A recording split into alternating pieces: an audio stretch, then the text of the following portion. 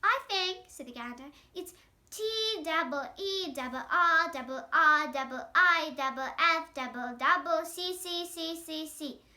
What kind of an acrobat do you think I am? Asked Charlotte in disgust. I would have to have Saint Vitus's dance to weave a walk like that into my web. Sorry, said the gander. Then the oldest sheep spoke up. I agree that there would be something new written in the web in Wilbur's life soon to be saved. And if Charlotte needs help in finding what, I think she can get it from our friend Templeton. The rat can visit the dump regularly and has access to all magazines. He can tear bits of advertisements and bring them up here to the barn cellar so that Charlotte can have something to copy.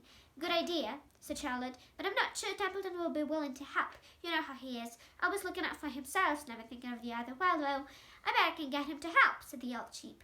I'll appeal to his bear instincts, of which he has plenty. Here he comes now. Everybody keep quiet while I put the matter up to him. The rat entered the barn in the way he always did, creeping along close to the wall. What's up? He asked, seeing the animals assembled. We're holding a directors' meeting, replied the old sheep. What? Break it up, said Templeton. Meeting's before me. And the rat began to climb a rope that hung against the wall. Look, said the old sheep. Next time you go to the dump, Templeton, bring back a clipping from a magazine.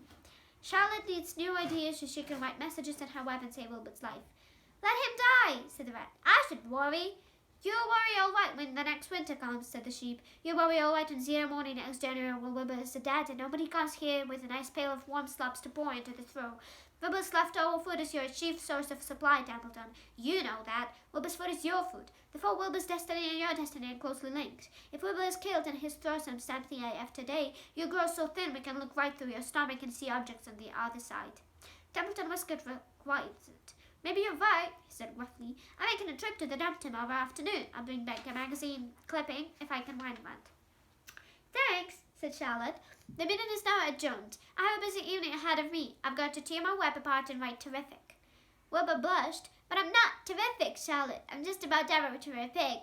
You're terrific as far as I'm concerned, replied Charlotte sweetly. And that's what counts. You're my best friend, and I think you're sensational. Now, stop arguing and go get some sleep.